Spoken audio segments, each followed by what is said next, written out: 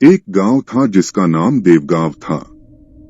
सदियों पुराने पेड़, टेढ़ी मेढ़ी गलियां और अंधविश्वासों में डूबे लोग। यहाँ के लोग भूत प्रेत की कहानियों से डरते थे, पर कभी उन पर यकीन नहीं करते थे, जब तक कि एक रात कुछ ऐसा नहीं हो गया जिसने सबकी सोच बदल दी। देवगांव के लोगों की आस्था और डर का इतिहास सदियों पुराना था।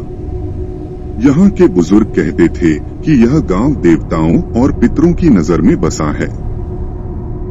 हर मोड़ पर एक कहानी, हर पेड़ के नीचे एक रहस्य। लेकिन जब भी कोई शापित कोठी का नाम लेता, सबकी जुबान सूख जाती।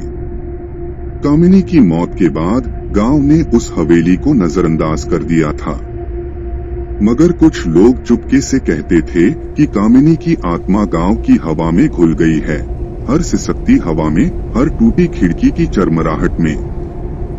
गांव के बाहर स्थित शापित कोठी की दीवारें जर्जर हो चुकी थीं, पर उन पर उकेरी गई नक्काशियां अब भी उसके गौरवशाली अतीत की कहानी कहती थीं। कभी यह हवेली कामिनी के पिता की थी, जो गांव के सबसे समृद्ध जमींदार थे। कामिनी का विवाह रघुवीर से हुआ था, जो एक साधारण किसान था। शादी के बाद रघुवीर ने धीरे धीरे जमींदारी संभाल ली, पर लालच ने उसे अंदर से खोखला कर दिया। एक दिन पड़ोस के गांव की एक अमीर युवती से उसकी मुलाकात हुई और उसने कामिनी को त्यागने का फैसला कर लिया। रघुवीर ने गांव वालों को बताया कि कामिनी ने व्यभिचार किया है। उस समय के रूढ़िवादी समाज में एक स्त्री के लिए इससे बड़ा अपमान नहीं था। गांव के लोगों ने बिना सबूत के ही कामिनी को दोषी मान लिया। उसे नंगे पैर, हाथों में रस्सी बांधकर गांव की गलियों में घसीटा गया। उसकी चीखें आज भी हवेली की दीवारों में कैद हैं। अंत में उसे कुएं में ढकेल दिया गया। मरने से पहले उसने अपने बाएं पैर की चप्पल कुएं के किनारे छोड़ दी, मानो अपनी निर्दोषिता का प्रमाण। सालों बाद राजीव, जो रघुवीर का पोता था, शहर की भागदौड़ से तंग आकर इसी हवेली में शांति ढूंढने आया। गांव वालों ने उसे टोका, यहाँ बुरी आत्मा का वास है, पर राजीव ने सुनी अनसुनी कर दी। उसकी पत्नी अंजलि ने हवेली के बगीचे में लटकते सूखे पेड़ों को देखकर कहा, यह जगह मुझे डरावनी लग रही है। राजीव हंसा, तुम भी गांव वालों की बातों में आ गई। रात के अंधेरे में हवेली की काशीदार घड़ी ने 2 बजाए। अंजलि की नींद टूटी। उसे लगा जैसे कोई उसके बालों को जोर से खींच रहा हो। वह चौंक कर उठ बैठी। खिड़की से सफेद साड़ी का धुंधला साया गुजरा। राजीव, यहाँ कोई है, उसकी चीख से राजीव जाग गया। लाइट जलाते ही सब कुछ सामान्य था। तुम्हारा वहम है, राजीव ने कहा, पर उसकी आवाज में कपकपी थी। सुबह रोहन ने नाश्ते की मेज पर बताया, मम्मी, रात को एक आंटी मेरे सामने खड़ी थी। उसके पैर नहीं थे, वह बस हवा में तैर रही थी। अंजलि का चेहरा सफेद पड़ गया। राजीव ने बेटे को डांटा, कहानियां मत बनाओ, पर उसकी आंखों में डर साफ झलक रहा था। उस दिन दोपहर को जब राजीव हवेली के पिछवाड़े में खड़ा था, उसने कुएं से एक सिसकती हुई आवाज सुनी। वह धीरे धीरे कुएं के पास गया। पत्थरों के किनारे उसे एक टूटी हुई चप्पल दिखाई दी। वह उसे उठाने ही वाला था कि अचानक एक ठंडी हवा का झोंका उसे वहां से धकेलने लगा। राजीव ने संभलकर पीछे कदम रखे। यह सब मेरा दिमागी फितूर है, उसने खुद को समझाया। अगले कुछ दिनों में हवेली में घटनाएं बढ़ती गईं। रसोई में रखे बर्तन रात भर खनखनाते, मानो कोई उन्हें जोर जोर से पटक रहा हो। एक बार अंजलि ने देखा कि दीवार पर लिखा है, मेरा बदला अधूरा है। उसने राजीव को दिखाया, पर वह लिखावट पल भर में गायब हो गई। एक शाम अंजलि आईने के सामने बाल संवार रही थी। तभी उसकी नजर आईने में पीछे खड़ी एक स्त्री पर पड़ी। उसका चेहरा मुर्दों जैसा सफेद, आंखें लाल और गले पर नीले निशान। अंजलि ने चीख मारी और मंदिर की ओर भागी।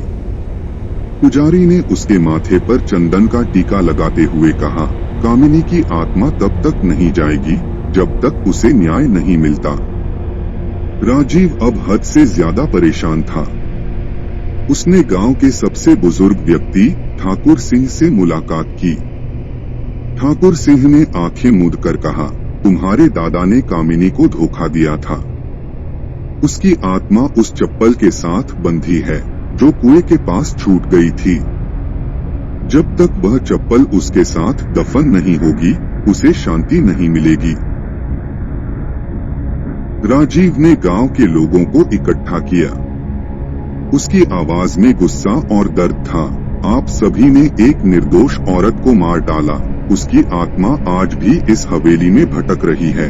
गांव वाले सिर झुकाए खड़े थे। एक बूढ़ी दादी ने रोते हुए कबूला, हमें पता था कि रघुवीर झूठ बोल रहा था, पर उस समय किसी ने कामिनी की मदद नहीं की। राजीव ने कुएं की खुदाई शुरू की। मिट्टी के नीचे से कामिनी की हड्डियां और वह टूटी चप्पल मिली।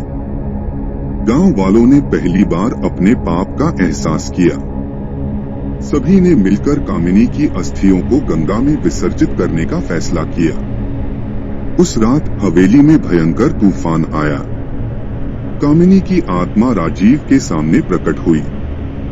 उसकी आंखों से खून के आंसू बह रहे थे। तुम्हारे खानदान ने मुझसे सब कुछ छीन लिया, मेरी इज्जत, मेरा प्यार, वह चीखी। राजीव ने घुटने टेक दिए, मैं तुम्हारे साथ न्याय करूंगा। उसने कामिनी की चप्पल को उसकी हड्डियों के साथ दफनाया। तभी आसमान से बिजली कड़की और कामिनी की आत्मा धीरे धीरे धुंधली होकर गायब हो गई। कामिनी की मौत के 50 साल बाद गांव वालों ने उसकी याद में एक मंदिर बनवाया। राजीव और अंजलि ने हवेली को एक स्कूल में बदल दिया, जहां आज बच्चों की हंसती आवाजें गूंजती हैं।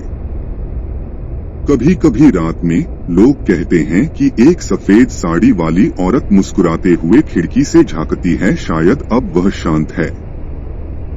कामिनी की अस्थियों के विसर्जन के बाद गांव में एक अजीब सी शांति छा गई, मगर कुछ लोगों के मन अब भी बोझिल थे। ठाकुर सिंह का बेटा महेश, जो उस रात कामिनी को कुएं में फेंकने वाली भीड़ में शामिल था, अब बिस्तर पकड़ चुका था। डॉक्टरों ने कहा, यह बुखार नहीं, डर है। एक रात महेश ने अपनी पत्नी से कबूला, उस रात कामिनी ने मुझे देख लिया था, उसकी आंखों में सच्चाई थी। मैंने चुप रहकर पाप किया। इधर राजीव के परिवार ने हवेली की मरम्मत शुरू की। मजदूर जब पुराने कुएं को भर रहे थे तो उन्हें एक सोने की अंगूठी मिली जो कामिनी की शादी की निशानी थी। अंजलि ने उसे संभालकर मंदिर में रखवा दिया। पुजारी ने कहा, यह अंगूठी उसकी आत्मा का आखिरी टुकड़ा था। अब वह पूरी तरह मुक्त हो गई है। रोहन अक्सर हवेली के बगीचे में खेलता। एक दिन उसने देखा कि कोई उसकी गेंद को हवा में उछाल रहा है। डर की जगह उसने पूछा, तुम कौन हो? हवा में एक मधुर आवाज गूंजी, मैं वही आंटी हूँ जो तुम्हें डराती थी, पर अब नहीं। रोहन ने बताया, मम्मी, वह आंटी अब रोती नहीं, मुस्कुराती है। अंजलि हैरान रह गई। उस रात उसने सपने में कामिनी को सफेद साड़ी में देखा। कामिनी ने कहा, तुम्हारा बेटा मेरा एकमात्र दोस्त है। उसकी मासूमियत ने मुझे माफ करना सिखाया। राजीव ने हवेली को कामिनी विद्या मंदिर नाम दिया। स्कूल के उद्घाटन पर गांव वालों ने कामिनी की तस्वीर पर माल्यार्पण किया।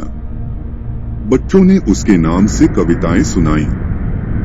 एक बूढ़ा किसान रो पड़ा, हमने तुझे जीते जी नहीं समझा, मगर आज तेरी आत्मा हमारी शिक्षक बनी है।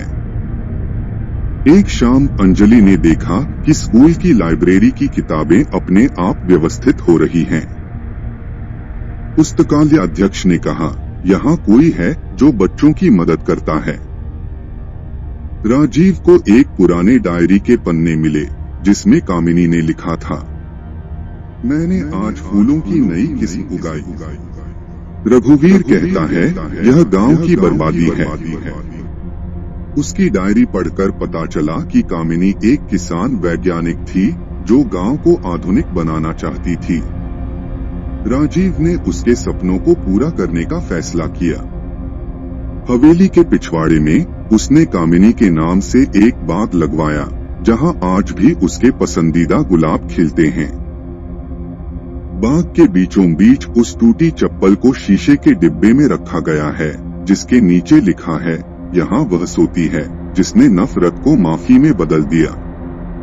आज देवगांव की नई पीढ़ी कामिनी को देवी माँ कहती है। स्कूल की दीवारों पर उसकी कहानी चित्रित है।